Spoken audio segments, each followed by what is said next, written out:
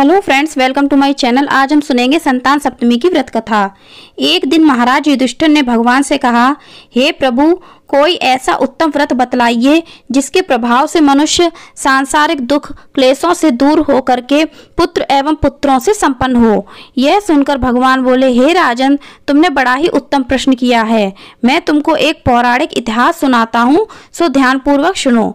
एक समय लोमेश ऋषि ब्रजराज की मथुरापुरी में वसुदेव देवकी के घर गए। ऋषि राज को आया जानकर दोनों ही बहुत प्रसन्न हुए तथा उनको उत्तम आसन पर बैठाकर उनकी अनेक प्रकार से वंदना व सत्कार किया।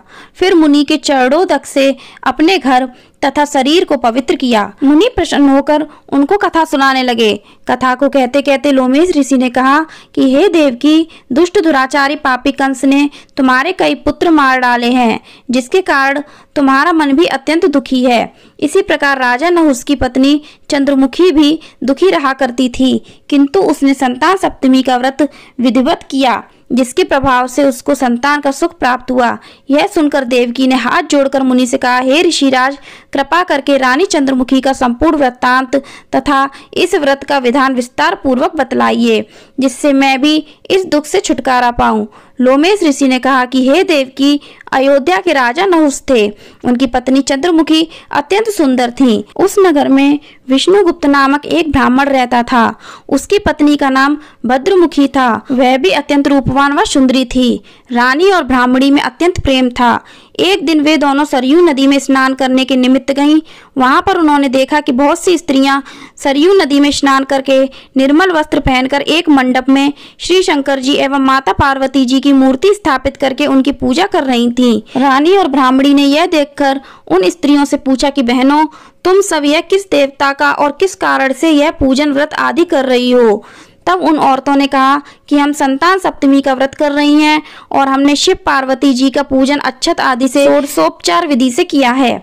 यह सब इसी पुनीत व्रत का विधान है। यह सुनकर रानी और ब्राह्मणी ने भी यह व्रत करने का मन ही मन संकल्प लिया और घर वापस लौट आई। ब्राह्मणी भद्रमुखी तो इस व्रत को नियम पूर्वक करती रही, किंतु रानी चंद्रमुखी राजमद के कारण इस व्रत को कभी करती, कभी ना करती, कभी भूल जाती। कुछ समय बाद दोनों मर गईं। दूसरे जन्म में रानी ने बंदरिया और ब्राह्मणी ने मुर्गी की योनि पाई, परंतु ब्राह्मणी मुर्गी की योनि में भी कुछ नहीं बोली और भगवान शंकर तथा पार्वती जी का ध्यान करती रही। रानी बंदरिया की योनि में सब कुछ भूल गई। थोड़े ही समय बाद इन दोनों ने यह देह भी त्याग दिया। अब इनका तीसरा जन्म मनुष्य योनि में हुआ। उस ब्राह्मणी ने तो एक ब्राह्मणी के यहाँ कन्या के रूप में जन्म लिया तथा रानी ने एक राजा के यहाँ राजकन्या के रूप में जन्म लिया। उस ब्राह्मणी का नाम भूषण देवी रखा गया तथा विवाह योग्य होने पर उसका विवाह गोकुल निवासी अग्निभील नामक ब्राह्मण से कर दिया गया। भूषण देवी इतनी सुंदर थी कि आभूषण रहित होते हुए भी अत्यंत सुंदर लगती थी। कामदेव की पत्नी रंभा भी उसके सम्मुख लजाती थी। भूषण देवी के अत्यंत सुंदर, सर्वगुण संपन्न, चंद्रमा के समान धर्मनिष्ठ, कर्मनिष्ठ, सुशील स्वभाव वाले 8 पुत्र उत्पन्न हुए। यह सब कुछ शिवजी के व्रत का पुनीत फल था।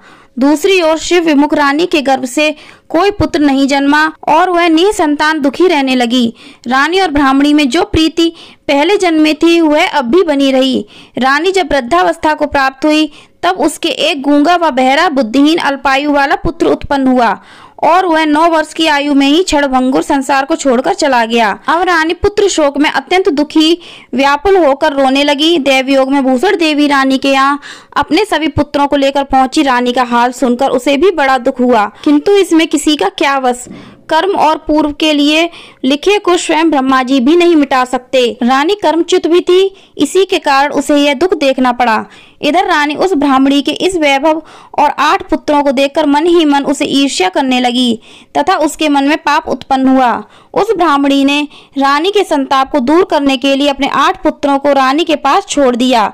रानी ने पाप के वशीभूत होकर उन विप्र पुत्रों की हत्या करने के विचार से लड्डुओं में जहर मिलाया उनको खिला दिया, परंतु भगवान शंकर की कृपा से एक भी बालक की मृत्यु न हुई। यह देखकर रानी बड़ी आश्चर्यचकित हो गई और रहस्य का पता लगाने की मन में ठान ली। भगवान की पूजा से निवृत्त हो जब भूषण देवी आई तो रानी ने उससे कहा कि मैंने तेरे पुत्रों को मारने के लिए इनको जहर मिले लड्डू खिलाए, किंतु इनमें से एक भी ना मरा।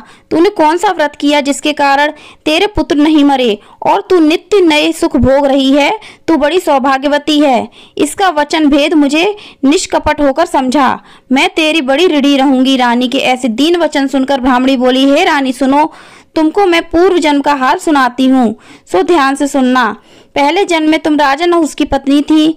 तुम्हारा नाम चंद्रमुखी था और मेरा भद्रमुखी था और हम तुम दोनों अयोध्या में रहते थे। हम दोनों में बड़ी प्रीति थी। एक दिन हम दोनों सरयू नदी में स्नान को गईं। वहां दूसरी औरतों को संतान सप्तमी का उपवास शिव पूजन करते देख हम दोनों ने उस व्रत को करने की प्रतिज्ञा की, पर तुम राजमद के कारण सब भूल गईं और झूठ बोलने का दोष लगा, जिसे तुम आज भी भोग रही हो। मैंने इस व्रत को नियम पूर्वक किया और आज भी करती हूँ। दूसरे जन्म में तुमने बंदरिया का जन्म लिया, हमें मुर्गी की योनि मिली। भगवान शंकर की कृपा से इस व्रत के प्रभाव से मैं इस जन्म में भी कुछ ना भूली और निरंतर उस व्रत को नियमानुसार करती रही। तुम संकल्प को इस जन्म में भी भूल गई। मैं तो समझती हूँ कि तुम्हारे ऊपर जो संकट है उसका एकमात्र यही कारण है, दूसरा कोई कारण नहीं। इसीलिए मैं तो कहती हूँ कि तुम इस संतान सप्तमी के व्रत को करो, जिससे तुम्हारा यह दुख दूर हो। लोमेश ऋषि ने कहा, हे देव की भूषण देवी के मुख से अपने पूर्व जन्म की कथा को व व्रत आदि के संकल्प को सुनकर रानी को पुरानी बातें याद आ गईं। तब रानी भूषण देवी के चरणों में गिर क्षमा याचना करने लगी और शंकर पार्वती की अपार महिमा के गीत गाने लगी। उस दिन से रानी नियमानुसार संतान सप्तमी का व्रत करने लगी, जिसके प्रभाव से रानी को संतान सुख मिला तथा संपूर्ण सुख भोग रानी शिवलोक को गई। भगवान शिव के व्रत का ऐसा प्रभाव था कि पथभ्रष्ट भी अपने पथ पर अग्रसर होता है और मोक्ष पाता है।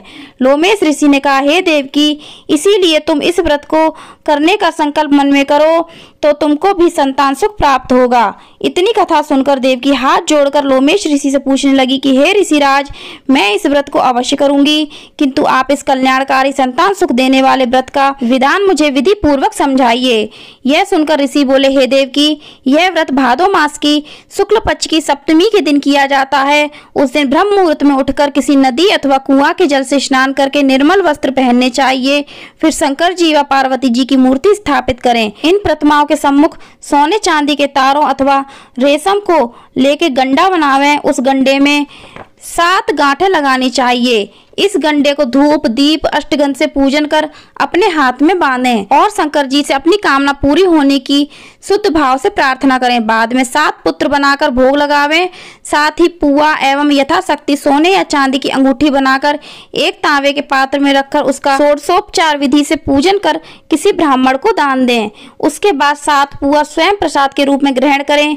इस प्रकार इस व्रत का पारायण करना चाहिए। प्रति मास की शुक्ल पक्ष की सप्तमी के दिन हे देव की, इस व्रत को इस प्रकार नियम पूर्वक करने से समस्त पाप नष्ट हो जाते हैं और भाग्यशाली संतान की प्राप्ति होती है तथा अंत में शिवलोक की प्राप्ति होती है। हे देव की, मैंने तुमको संतान सप्तमी का व्रत संपूर्ण विधान पूर्वक वर्णित कर दिया, उसको अब तुम नियम पूर्वक करो, जिससे तुम्हें संतान की प्राप्ति होगी। इतनी कथा कहकर भगवान आनंद कंद श्री कृष्ण ने धर्मावतार युधिष्ठिर से कहा कि लोमेश ऋषि इस प्रकार से हमारी माता को शिक्षा देकर चल दिए।